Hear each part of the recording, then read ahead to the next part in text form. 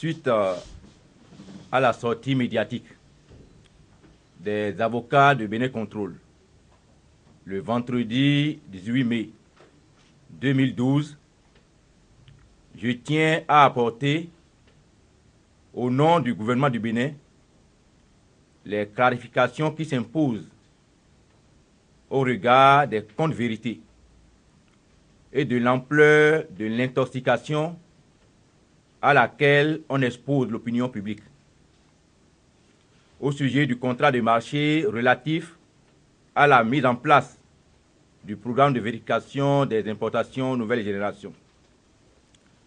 Je donnerai ensuite la nouvelle orientation que le gouvernement entend apporter à cette réforme. À propos des différentes déclarations faites par les conférenciers hier, vendredi 18 mai 2012. Mais on pourrait se demander pourquoi l'exécutif tient à répondre à cette conférence de presse des avocats de Bénin Contrôle. Au prime abord, le gouvernement tient à s'adresser au peuple béninois pour lui expliquer clairement qu'il ne s'agit nullement d'un acharnement contre un individu ou une société, comme on a tenté de le faire croire au cours de la conférence de presse. La décision du gouvernement de revoir certains aspects du contrat est bien légale et prévue par l'article 48 du dit contrat. Cet article stipule, et je cite, « Toute modification que l'une des parties souhaite apporter au texte du présent contrat est proposée à l'autre partie pour être examinée avec soin. Les parties s'efforcent de parvenir à une solution acceptable et, le cas échéant, la modification proposée peut faire l'objet d'un avenant qui est annexé au présent contrat. » Fin de citation. C'est bien conformément donc à cette disposition que le gouvernement a initié plusieurs correspondances à l'adresse du président du conseil d'administration de Bénin Contrôle. Les réponses reçues à cet effet se sont écartées de l'essentiel, révélant ainsi la volonté du promoteur de Bénin Contrôle de faire du dilatoire. Passons maintenant en revue quelques points soulevés par le Collège des avocats de Bénin Contrôle lors de leur conférence de presse du vendredi 18 mai 2012. Premièrement, je voudrais bien vous parler de l'entrée du gouvernement au capital de Bénin Contrôle. Le gouvernement n'a jamais manifesté son désir de rentrer dans le capital de Bénin Contrôle, mais plutôt de participer au capital d'une société d'économie mixte qui aura la charge de la mise en exploitation des scanners, et ceci pour des raisons de sécurité. J'ai entendu également le collège d'avocats parler de la durée du contrat. Vous savez, le contrat dans sa forme actuelle a prévu une durée de 10 ans pour certaines composantes et 16 ans pour d'autres. Le collège d'avocats a justifié cette durée par les besoins d'amortissement et a ajouté que cela faisait partie des points de négociation avec le gouvernement après l'adjudication du marché au groupement SGS Bénin Contrôle. Je suis surpris de constater que le principal orateur à la conférence des avocats ait justifié cette longue durée par les besoins d'exploitation et d'apportement des équipements. Mais dans ces conditions, je me demande ce que l'on reproche au gouvernement, qui a demandé des renseignements relatifs aux équipements, leur coût d'achat, leur provenance, afin d'en tenir compte pour la détermination de la dotation aux amortissements. un élément indispensable pour apprécier la durée du contrat et également pour apprécier le coût des prestations pratiquées par Bénin Control.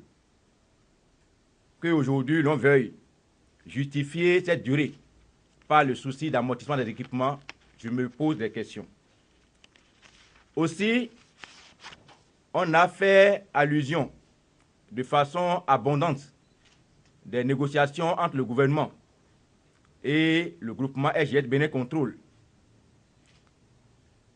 Dans ces différentes négociations, il est mentionné dans le rapport qu'il sera procédé au renouvellement des matériels et équipements au bout d'un délai d'environ 8 ans d'exploitation. Ces dispositions ne figurent nulle part dans le contrat définitif qui a été signé. Mais comment a-t-on pu déterminer alors la durée de 16 ans? Je m'interroge.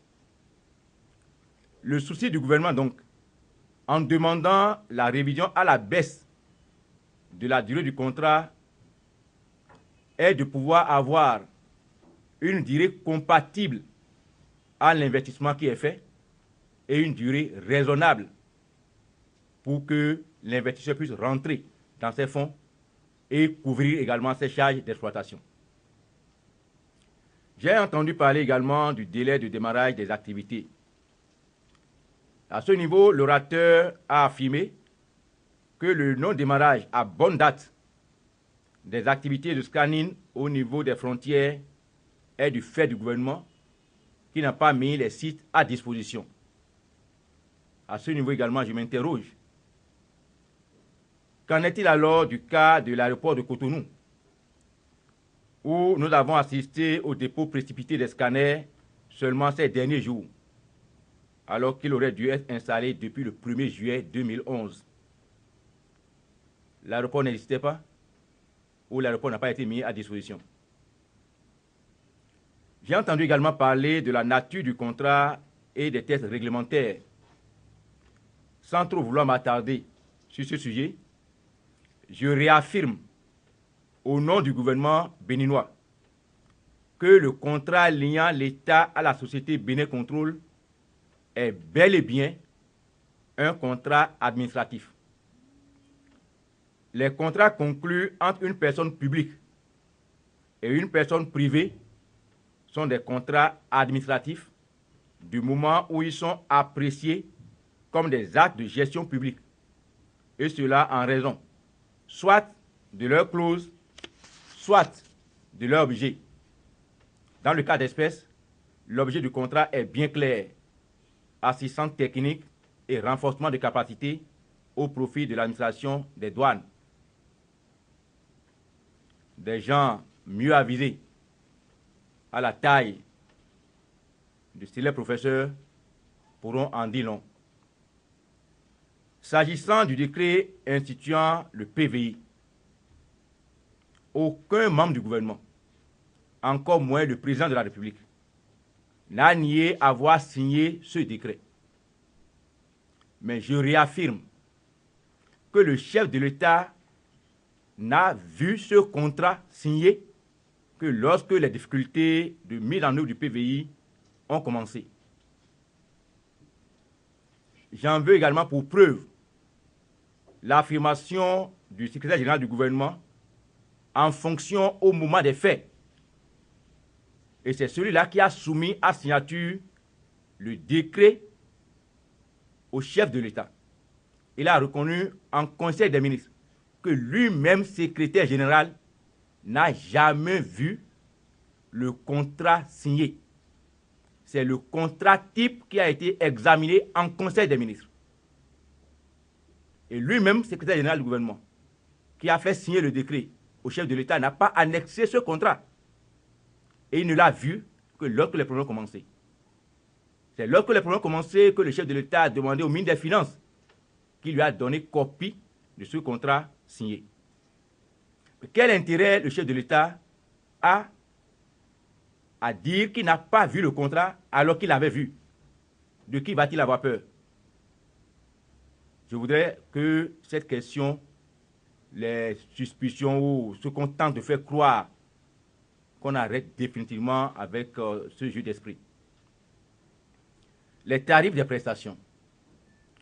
L'orateur principal a insisté avec force sur le coût réduit des tarifs de Bénin Contrôle par rapport au prix pratiqué dans la sous-région. Je crois que même s'il était donné au président du conseil d'administration de faire cette affirmation, il allait faire des réserves. Parce qu'à notre dernière rencontre à la primature, en date du 15 mai, il a reconnu que pour certains prix, il n'est pas le plus bas, mais il n'est pas le plus haut non plus. Alors, à ce niveau, je voudrais également dire que le gouvernement n'a jamais dit que la flambée des prix sur le marché et l'isolement du port de Cotonou sont du seul fait de Bénin Contrôle. Mais nous avons dit que ça a contribué et personne ne peut nous prouver le contraire. Ça a contribué à isoler le port de Cotonou. Ça a contribué également à renchérir les prix sur le marché. Contribuer ne veut pas dire que c'est exclusivement du fait donc, de la pratique de Bénin Contrôle. Donc l'inflation que nous avons constatée sur le marché, ça peut justifier et je vais vous donner des explications évoluant. Par contre, les pratiques et les tarifs appliqués par Bénin Contrôle ont dangereusement affecté la fréquentation du port de Cotonou par les principaux acteurs. Et à titre illustratif, je vous donne quelques éléments sur les prix pratiqués. Je peux mettre à votre disposition ce tableau synthétique à la fin. Vous savez, j'ai dit tantôt qu'il y a plusieurs rubriques, plusieurs composantes dans le contrat. Il y a ce que nous appelons la vérification avant embarquement. Pour cette opération qui doit durer 10 ans, l'État béninois doit payer à Bénin Contrôle 0,70% hors taxe des prix des marchandises avec un minimum de 131 000 francs. Ça veut dire quoi? Lorsque le calcul est fait et que le montant obtenu n'atteint pas 131 000, on applique d'office 131 000. Autrement dit, lorsque vous achetez une marchandise pour 1 million de francs, on applique 0,7%, ce qui fait 7 000. Mais 7 000 étant inférieur à 131 000 francs, vous payez d'office 131 000 francs. Et cela est à la charge de l'État béninois. Ensuite, il y a le scanning. Ce contrat doit durer 16 ans. Et à ce niveau, ce sont les opérateurs qui payent. J'ai entendu hier le principal orateur dire oui, que ce sont les gens qui payent, un peu comme si le gouvernement ne doit pas se soucier de la vie de sa population. Même si c'est la population qui paye, le chef de l'État est élu par tous les Béninois. Et il a pour le devoir de préserver les intérêts des Béninois. À ce niveau, pour les conteneurs de 20 pieds, on doit payer 35 400 francs, toutes taxes comprises. Et pour les conteneurs de 40 pieds, on doit payer 47 200 francs, toutes taxes comprises. Mais il y a d'autres précisions que l'on n'apporte pas souvent, mais qui sont contenues dans ce contrat. Lorsque vous avez un camion qui a de vrac solide égal à 20 tonnes, vous devez payer 23 600 francs. Lorsque vous avez des camions vrac de solide supérieurs à 20 tonnes, vous devez payer 35 400 francs, toutes taxes comprises. Chers amis, le tracking, le suivi électronique, donc des camions. À ce niveau, lorsque vous avez des véhicules, et là aussi c'est à la charge des usagers, à la charge donc des importateurs, mais qui naturellement doivent mettre ça sur le prix de vente. On va me répondre que non, c'est pour les véhicules en transit. Mais j'ai parlé tout à l'heure de l'isolement du port de Cotonou. Au finish, lorsque les gens vont calculer leur prix de revient, ils vont apprécier la compétitivité de notre port par rapport à ce qu'ils dépensent.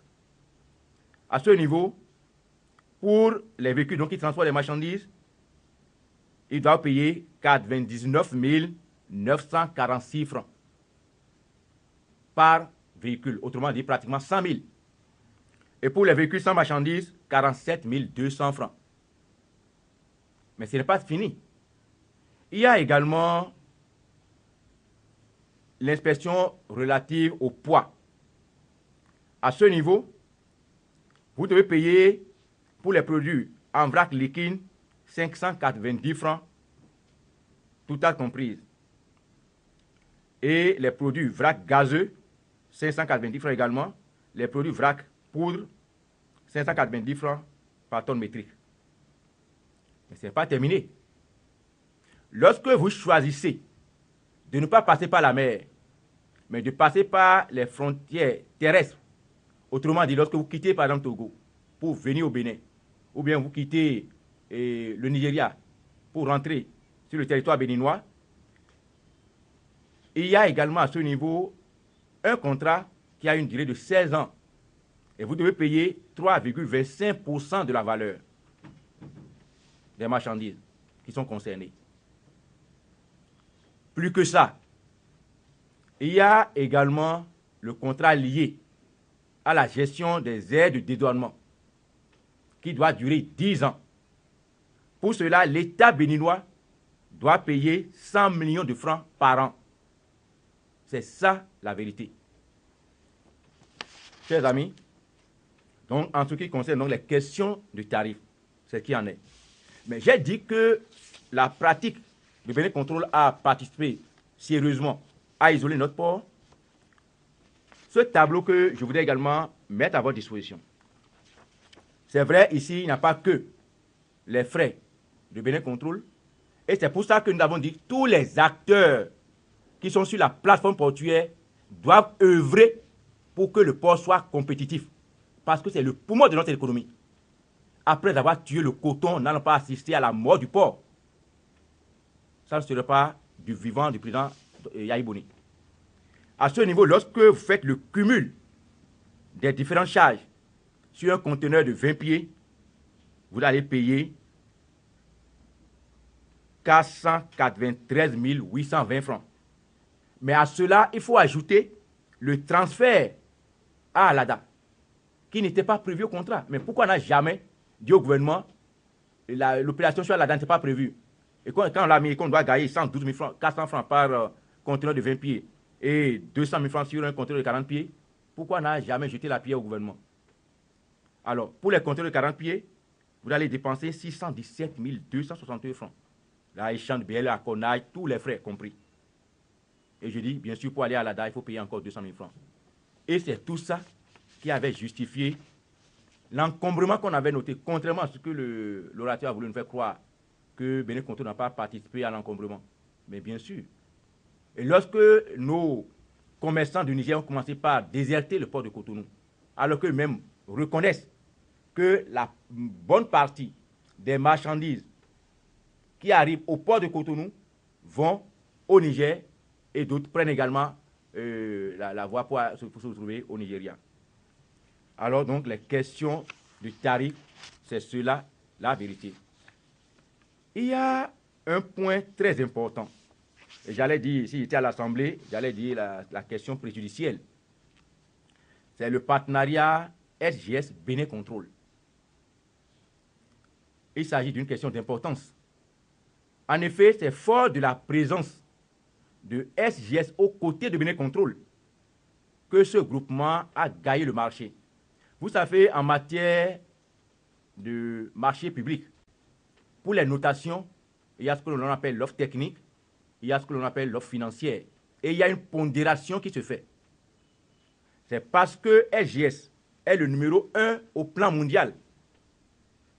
Et cette entreprise emploie plus de 72 000 personnes dans le monde entier.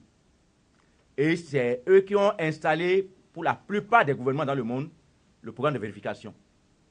C'est fort donc de leur présence que ils ont gagné le marché parce qu'ils ont eu le maximum de points pour l'évaluation technique.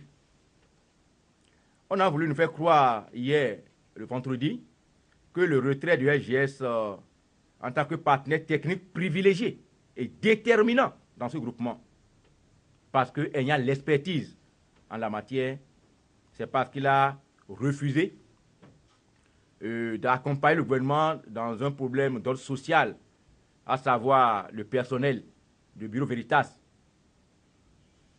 Peut-être c'est leur version, mais la version officielle que le gouvernement béninois a obtenue de SGS même est que ce changement a été, bien sûr, on dirait que même ce changement a été autorisé par le ministre de l'économie et des finances d'alors, donc par le gouvernement.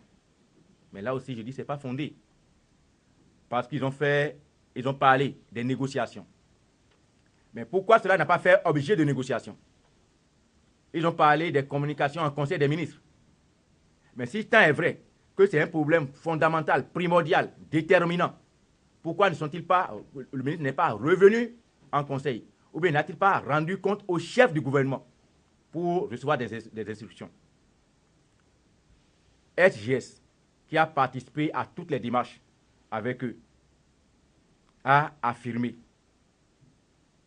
à la délégation que le gouvernement a dépêchée qui est allée en Suisse, que lorsque le contrat est obtenu, la notification a été faite. SGS a justifié donc son retrait par le fait que l'appel d'offres, une fois gagné, Bénin Contrôle a décidé de revoir les termes du contrat qui le lie à SGS du point de vue opérationnel et financier. Parce que SGS devrait être l'opérateur technique qui doit, de façon exclusive, assurer le scanning, tout ce qui est technique. Mais cette difficulté s'est fait accompagner également du malaise créé par la décision de Bénin Contrôle de surévaluer le coût des prestations à facturer au gouvernement. Ce n'est pas le ministre de l'économie maritime qui l'affirme. Ce sont même les responsables de Bénin Contrôle qui l'ont dit. Et je crois qu'ils savent pertinemment que c'est ce qui s'est passé réellement. Enfin, SGS a souligné que le taux appliqué par Bénin Contrôle pour ces prestations est trop élevé par rapport aux standards internationaux, je vous ai dit, qui sont les premiers au plan mondial. Et que cela mérite d'être revu sérieusement à la baisse pour donner du souffle à l'économie béninoise. Ça veut dire quoi? Ça veut dire que si nous continuons ainsi, l'économie béninoise va être essoufflée. Et nous savons nous-mêmes ce que nous endurons à ce niveau. La question de la sous-traitance.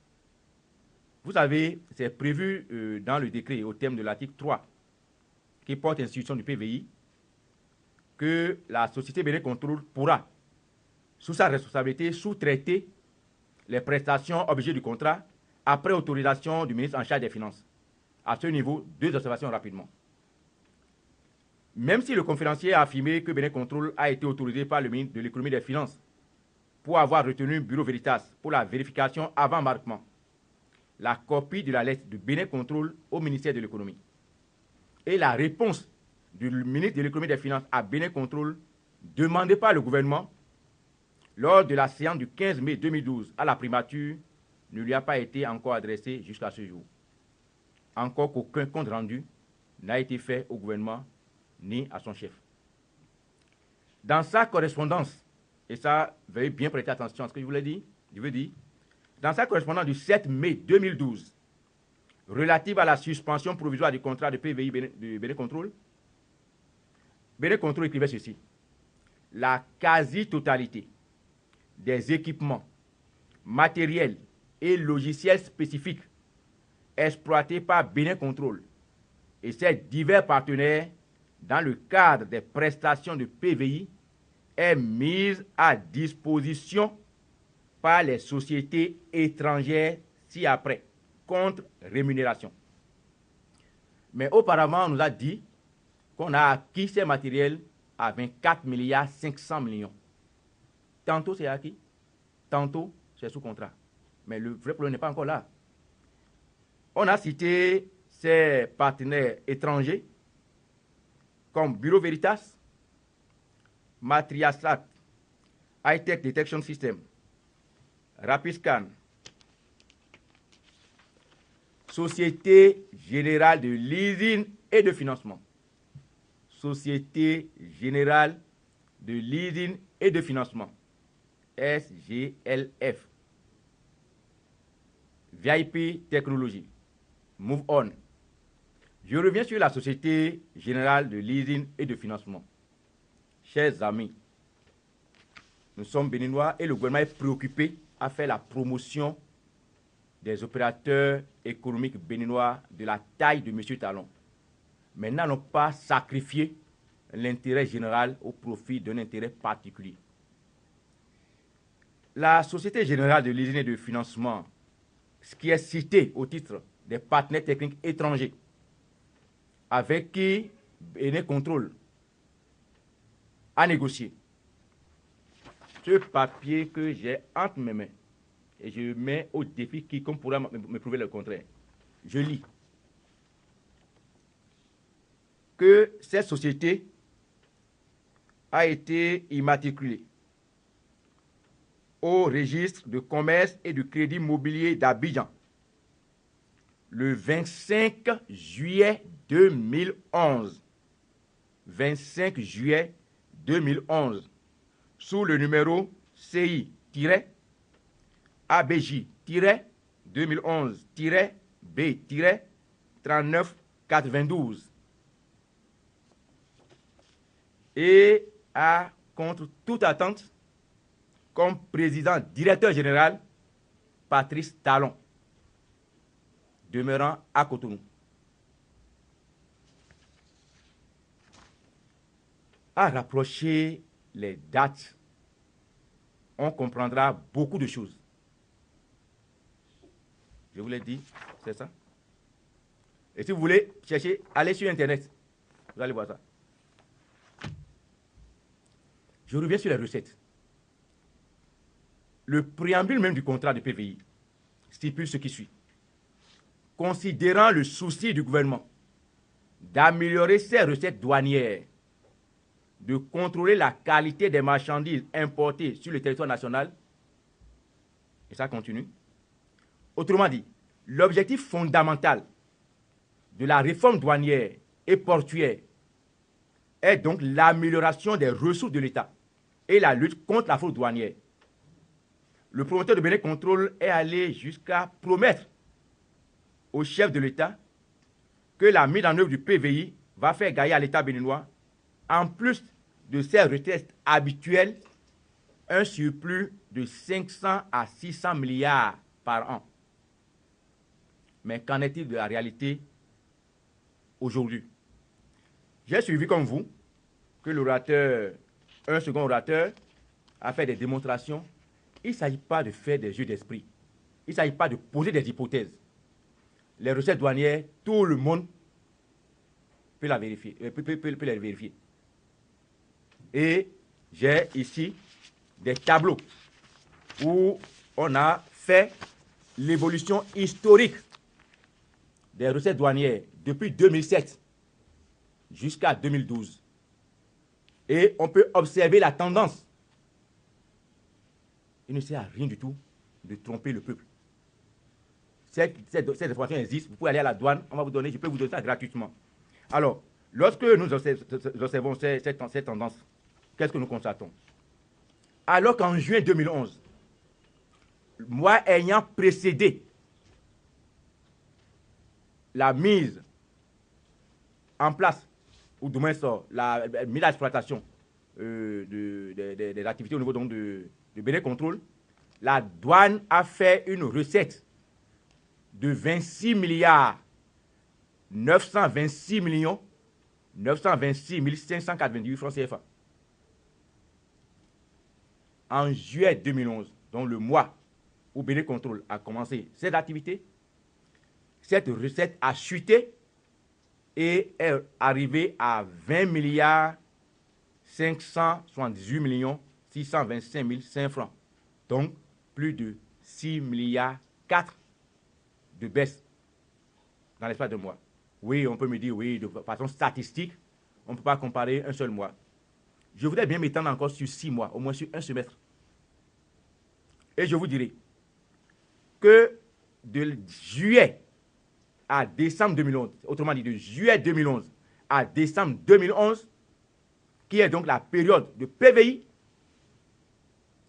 la douane a fait une recette de 135 milliards 142 millions 687 951 francs CFA. Retenez très très bien les chiffres que je donne. 135 milliards 142 millions 687 951 francs.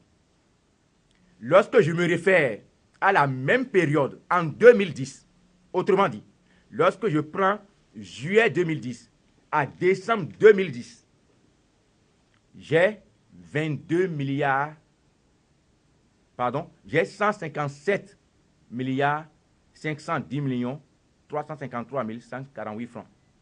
Juillet 2010 à décembre 2010, j'ai 157 milliards 510.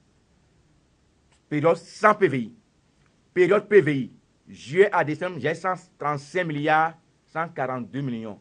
Écoutez, chers amis, on n'a pas besoin d'être un expert comptable quand même pour faire ces calculs rapides. Ça me donne un écart négatif de 22 milliards 367 millions 665 219 francs en 6 mois d'exploitation. Vous savez, la science sans conscience n'est que ruine de l'âme. Une précision importante. Les chiffres avancés ne prennent pas en compte les véhicules d'occasion. Si j'allais encore vous donner des explications à ce niveau, vous allez tomber à la renverse de ce que l'État a gagné et ce que le particulier a gagné. Mais avec quoi allons-nous construire les hôpitaux, construire les routes? Avec quoi allons-nous donner à manger? Avec quoi allons-nous payer les salaires? C'est l'État même qui a demandé à faire sa réforme. Mais lorsque l'on constate que l'attente n'est pas comblée, mais que veut-on reprocher au gouvernement? Que veut-on reprocher au chef de l'État pour revenir sur sa décision, pour libérer le peuple? Chers amis, c'est ça la réalité. Et je voudrais que les gens viennent me donner les chiffres de la douane ou du trésor pour infirmer ce que j'ai dit. Alors, pendant que l'État béninois perd ses ressources, que le port est abandonné, premier poumon de l'économie béninoise. Ensuite, c'est le coton. Le coton est déjà dans le déclin total. Nous allons assister encore, nous allons laisser encore le port mourir. Donc, pendant cette période, mes chers amis, pendant que nous notons également des flambées de prix sur nos marchés qui érodent le pouvoir d'achat de la population, Bénin Contrôle a des recettes sûres, a des recettes sécurisées. Pas si que les gens importent. Lui, il a ses ressources. Les gens doivent scanner, il doit faire ci. Donc, c'est clair, c'est net, il a ses recettes. Et je vous dis, en moins d'1 an, Bénin Contrôle a engrangé déjà 14 à 15 milliards. Je suppose même que les 24 milliards 500 millions dont on m'a parlé comme investissement, que ce soit même vrai. Encore que tous les recoupements que nous avons faits, et tous les grands du monde que nous avons interrogés, les investissements ne peuvent pas dépasser 4 milliards, 5 milliards. J'admets même que c'est 24 milliards 500 millions. Si en 6 mois déjà, on a eu 14 à 15 milliards. Parce qu'il y a déjà presque une partie et nous avons suspendu. Ça, je reconnais que le gouvernement a bloqué effectivement le paiement d'une partie. Et c'était en réalité, on l'a même mis dans une correspondance, c'est pour les amener à venir à la table de négociation. Pour que ce partenariat soit un partenariat gagnant-gagnant. Donc je vous dis, en moins d'1 an, déjà, ils sont entre 14 et 15 milliards de recettes. Sécurisées, sûres. Même si demain, ils vont avoir ça pour avoir déposé des machines. En ce moment, les recettes de l'État chutent. Oui, c'est bien. Après, nous serons les mêmes encore à jeter la pierre au chef de l'État pour dire, voilà, c'est ça la refondation. Le chef de l'État n'a commis aucun péché, a tiré sur la sonnette d'alarme. Face à ce constat amer, chers compatriotes, comment peut-on demander au président de la République, chef de l'État qui est chef de gouvernement, qui a l'obligation de reddition des comptes à son peuple, qu'il a élu, de se taire? Comment peut-on accepter d'accorder des privilèges particuliers à un individu au détriment de l'intérêt général? Et ça, c'est le Bénin. Ça, c'est les vrais patriotes, ça. c'est ceux qui ont le souci de défendre l'intérêt du peuple. C'est les plus grands béninois. Chers amis, personne, aucun homme responsable, aucun homme politique responsable ne peut l'accepter. Et nous devons même encourager, nous devons même reconnaître le courage du chef de l'État. J'ai entendu hier dire, bon, il y a quelques mois, pourquoi subitement, pendant qu'on n'a pas parlé de révision, un peu comme si, pour dire, oui, c'est parce que le monsieur, on a entendu, c'est parce qu'il a refusé de supporter la révision de la Constitution qu'on a fait ici. Le chef de l'État l'a dit plusieurs fois, révision de la Constitution, pour rester au pouvoir, pour faire quoi? Il a dit devant le pape, il a dit devant les grands présidents de ce monde. On est libre de croire, de ne pas croire. Mais écoutez, je ne suis pas surpris quand même, parce que ce sont des avocats qui ont parlé. Et les avocats sont dans leur rôle. Ils doivent quand même justifier leur émolument. C'est quand même de gros marchés. Peut-être que je ferais la même chose si j'étais à leur place. Alors, je dirais donc que le chef de l'État ne peut pas assister passivement. Passivement, après la baisse de la production cotonnière, à une mort progressive, mais certaine, du port de Cotonou, poumon de notre économie. En effet, pendant que le port de Lomé a en rade environ 150 navires, le port de Cotonou en compte difficilement une quinzaine. J'ai reçu hier les transitaires qui m'ont parlé, mais qui disent combien on en avait. Mais pourquoi tout cela? Vous savez, et ce n'est pas ça seulement ça. Lorsque nous faisons même une comparaison dans la sous-région, nous avons constaté que la plupart des ports, que ce soit au niveau de Ghana, au niveau du Nigeria, au niveau du Togo, ces différents ports nous ont arraché notre trafic. Le Nigeria nous a pris pratiquement près de 60%, Lomé pratiquement près de 40 à 46% du trafic. Mais que faire face à ce constat amer? Et c'est là où je voudrais quand même parler de la position du gouvernement au peuple béninois en ce qui concerne les nouvelles orientations que nous voudrions donner à la réforme. C'est pour vous dire donc, certains aussi disent oui, c'est le gouvernement. Et c'est vrai, nous avons fait des tournées gouvernementales. Je l'ai fait également. Le gouvernement n'a jamais remis en cause la réforme. La réforme est irréversible.